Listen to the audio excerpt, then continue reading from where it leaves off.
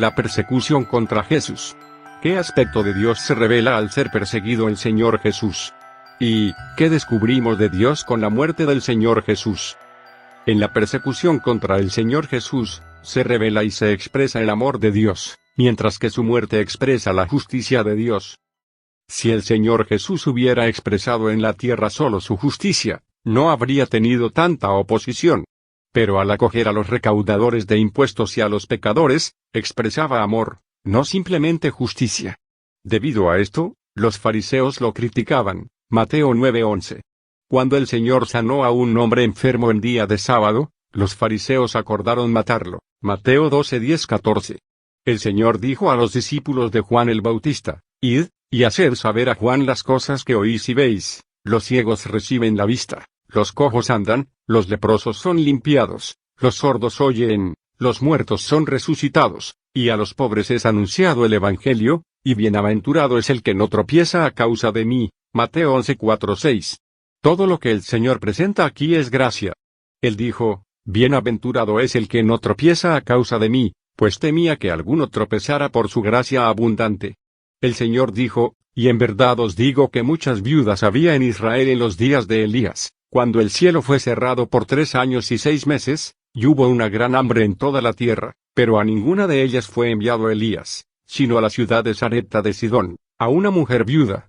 Y muchos leprosos había en Israel en tiempo del profeta Eliseo, pero ninguno de ellos fue limpiado, sino Naamán el sirio. Lucas 4:25-27. Esto expresa el amor, ya que una viuda es una persona de la cual se tiene piedad, pese a ser de los gentiles, a quienes los judíos despreciaban. Cuando el Señor dijo estas palabras, todos los que estaban en la sinagoga se llenaron de ira, se levantaron, le echaron fuera de la ciudad y trataron de lanzarlo abajo desde la cumbre de un monte. El hecho de que el Señor solo expresara el amor de Dios en todo lo que hacía mientras estuvo en la tierra, suscitó mucha persecución. Por lo tanto, la muerte del Señor muestra la justicia de Dios, ya que el Señor llevó sobre sí los pecados del hombre en la cruz, fue juzgado por Dios y cumplió los requisitos de la ley. Agradecemos al Señor porque Él primero llega a ser el amigo de los pecadores y luego su Salvador. Primero nos ama y luego obra en nosotros para que creamos y recibamos la redención que Él llevó a cabo en la cruz.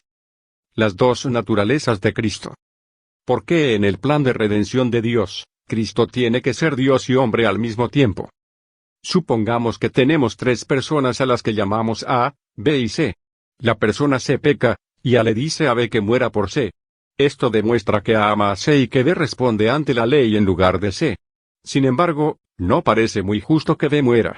Yo fui el que pecó, y Dios decidió que Cristo muriera por mí. Aunque esto demuestra el amor de Dios y satisface los requisitos de la ley, no es justo para Cristo. Solo es justo si Cristo es tanto Dios como hombre. En primer lugar, necesitamos saber lo que significa el perdón. Significa que quien perdona asume las pérdidas, lo cual quiere decir que el que perdona sufre el agravio del ofensor.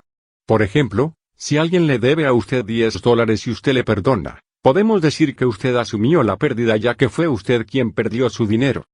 En el plan de redención, Cristo no debe ser una tercera persona. Si tal fuera el caso, Dios no sería justo con él ya que él no tiene pecado ni merece morir, pero la Biblia dice que el hombre pecó contra Dios. Tenemos, entonces, una relación entre 2 personas, Dios y el hombre. Pedir a un tercero que muera como sustituto puede satisfacer la justicia de Dios y las exigencias de la ley sobre el hombre, pero no sería justo para el tercero. Para que lo sea, Cristo tiene que ser tanto Dios como hombre. Miqueas 6:6 y 7 dice: Con que me presentaré ante Jehová, y adoraré al Dios Altísimo. Me presentaré ante él con holocaustos, con becerros de 1 año. Se agradará Jehová de millares de carneros, o de 10,000 arroyos de aceite. Daré mi primogénito por mi rebelión, el fruto de mis entrañas por el pecado de mi alma. Estos versículos muestran que cuando hemos pecado contra Dios ni los millares de carneros ni los sacrificios tienen provecho alguno, ni siquiera nos eximiría sacrificar a nuestros hijos. Por consiguiente, si Cristo ha de ser esta tercera persona, Él debe ser Dios ya que Él mismo fue el ofendido. La obra de propiciación por los pecados solo es justa porque Cristo es Dios. Dicho de otro modo, puesto que la propiciación por los pecados es justa, tenemos que concluir que Cristo es Dios porque Él es el único ofendido y, Por ende, el único que puede perdonar al ofensor. ¿Quién podría decir que el perdón es injusto? Cristo es Dios, el ofendido, por lo tanto, solo Él puede perdonar al hombre. En Romanos 7:10 dice, y hallé que el mismo mandamiento que era para vida, a mí me resultó para muerte. Y en Romanos 6:23 leemos, porque la paga del pecado es muerte.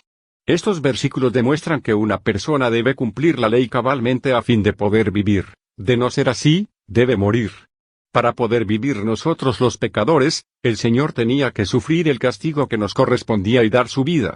No obstante, vemos en 1 Timoteo que solamente Dios es inmortal. En consecuencia, Cristo tenía que hacerse hombre y tener un cuerpo a fin de poder morir por nosotros.